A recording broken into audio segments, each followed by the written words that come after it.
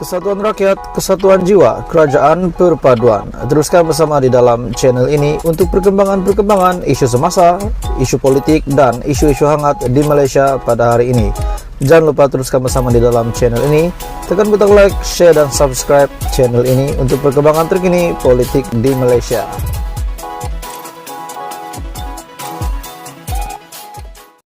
Tuan-tuan dan puan semua, ada satu isu hangat yang saya nak kongsi dengan kamu. Ada yang kata pembebasan Aziz Rahim, di mana beliau telah dibebaskan daripada kes rasuah dan pengubahan wang haram. Setelah beliau dibebaskan, ada kawan saya kata, adakah Najib Razak juga akan dibebaskan? Sebab pemahaman mereka, yang mereka faham timbalan Perdana Menteri hari ini adalah Zahid Hamidi. Dan yang mereka faham, sekiranya Zahid Hamidi menjadi timbalan Perdana Menteri, kononnya mempunyai kuasa untuk menghapuskan kes mahkamah.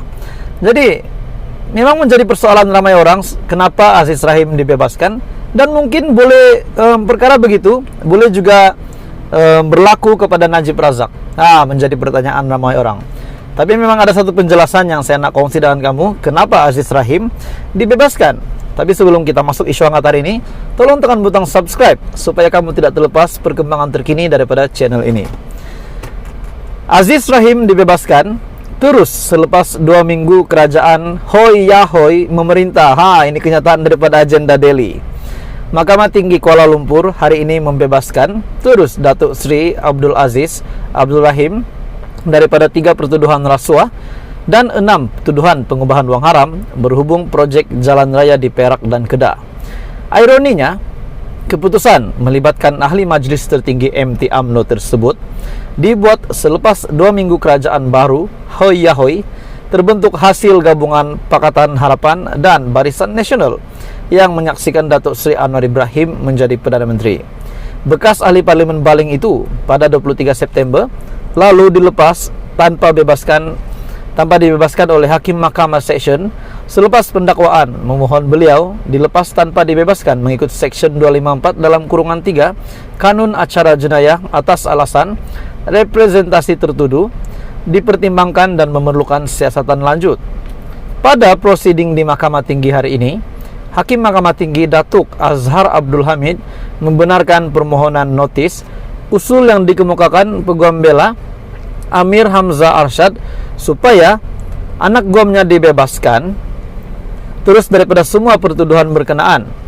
Terdahulu juga timbalan pendakwa raya Nik Haslini Hashim memaklumkan kepada mahkamah pendakwaan tidak membantah permohonan notis usul Abdul Aziz. Oleh kerana tiada bantahan daripada pendakwaan, notis usul ini dibenarkan dan pemohon dengan ini dilepas dan dibebaskan daripada semua tuduhan. Okey, tuan-tuan dan puan, setakat ini saya melihat jika ada yang bertanya dengan saya melalui channel ini, melalui ruangan komen, adakah Najib juga akan dibebaskan setelah Zahid Hamidi menjadi timbalan Perdana Menteri?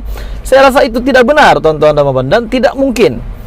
Sebab tidak semestinya jawatan timbalan Perdana Menteri boleh menyelamatkan kes mahkamah seseorang. Jadi Najib Razak yang berada di penjara pada hari ini sedang menjalani hukuman dan tidak mungkin lagi akan dibebaskan.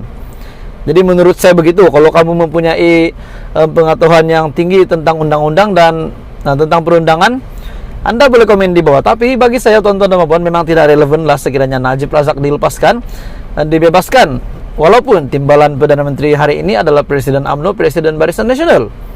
Sebab tidak mungkin Zahid Hamidi melakukan perkara sedemikian, dan tidak mungkin juga Datuk Seri Anwar Ibrahim membenarkan perkara begitu berlaku. Nanti akan menjadi jika ini dimulakan, nanti pada akhirnya bertahun-tahun akan datang perkara begini juga akan menjadi kebiasaan di Malaysia. Jadi ini tidak bagus, tidak baik untuk dilihat oleh rakyat Malaysia dan juga negara-negara jiran.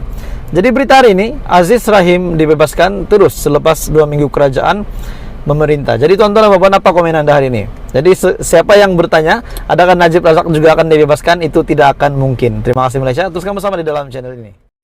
Tuan-tuan dan puan semua, akhirnya senarai timbalan menteri sudah diumumkan.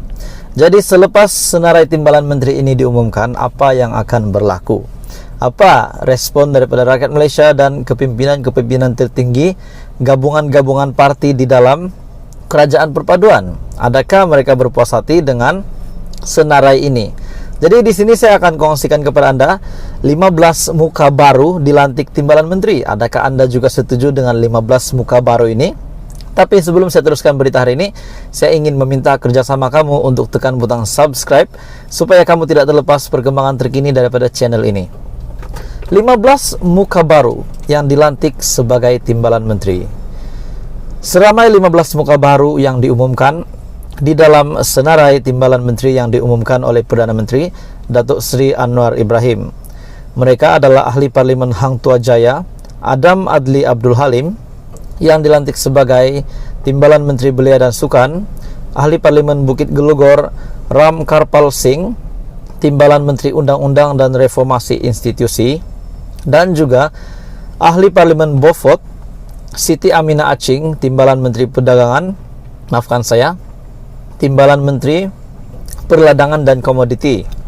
Turut dilantik ahli Parlimen Johor Bahru Akmal Nasrullah Muhammad Nasir, timbalan menteri pembangunan kerajaan tempatan, ahli Parlimen Kota Samarahan Datuk Rubiah Wang, timbalan menteri kemajuan desa dan wilayah, ahli Parlimen Kota Kinabalu Chan Fung Hing, timbalan menteri pertanian dan keterjaminan makanan, dan ahli Parlimen Alor Gajah Adli Zahari, timbalan menteri pertahanan. Ahli Parlimen Lahad Datuk Muhammad Yusof Abdal yang juga adik kepada Presiden Parti Warisan Datuk Seri Muhammad Syafi Abdal, juga muka baru dilantik sebagai timbalan menteri pendidikan tinggi. Ahli Parlimen Sarikei Datuk Huang Tiong Si daripada GPS dilantik timbalan menteri sumber asli dalam alam sekitar dan perubahan iklim. Naib Presiden PKR pula Saraswati Kandasamy yang akan mengangkat sumpah sebagai senator dilantik sebagai timbalan menteri pembangunan, usahawan dan koperasi. Ahli Parlimen Batu Sapi Khairul Firdaus Akbar Has menjadi satu-satunya wakil parti Gabungan Rakyat Sabah dalam senarai timbalan menteri yang dilantik timbalan menteri pelancongan seni dan budaya. Adik pengurusi DAP Lim Guan Eng yaitu Lim Hui Ying yang juga ahli Parlimen Tanjung dilantik sebagai timbalan menteri pendidikan, manakala ahli Parlimen Sepanggar Mustafa alias Muhammad Yunus Sakmud daripada PKR dilantik sebagai timbalan menteri sumber manusia. Ahli Parlimen Sibuti Luka Nisman Awang Sauni dilantik sebagai timbalan menteri kesehatan, dan ahli Parlimen Hulu Rajang Datuk Wilson Kumbong yang juga ahli veteran GPS dilantik sebagai timbalan menteri di Jabatan Perdana Menteri. Jadi beberapa senarai yang lain lagi, namun ada satu berita yang mengejutkan di mana satu parti ini tidak tersenarai di dalam kabinet Datuk Seri Anwar Ibrahim sebagai timbalan menteri.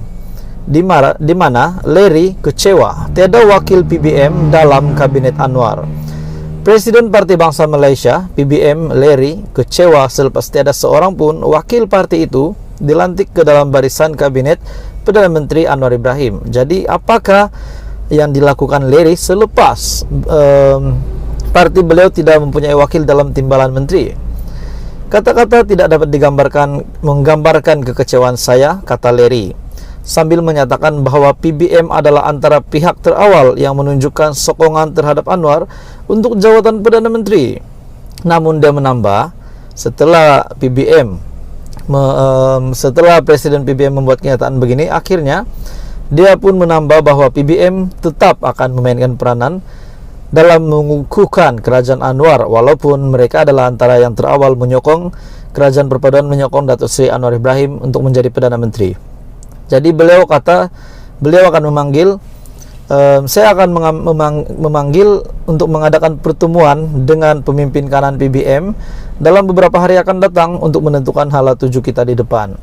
PBM akan kekal parti sebagai parti nasional dan adalah penting untuk kita meluaskan pangkalan kita. Jadi menurut daripada Larry, walaupun beliau kecewa, beliau tetap menyokong dan juga tidak akan membuat U-turn ataupun pelbagai lah, yang penting dia tetap akan menyokong kerajaan perpaduan dan juga Datuk Seri Anwar Ibrahim. Jadi 15 muka baru dilantik sebagai timbalan menteri yang saya senaraikan tadi. Apa komen Anda? Adakah 15 menteri ini Anda rasa sesuai ataupun Anda punya komen?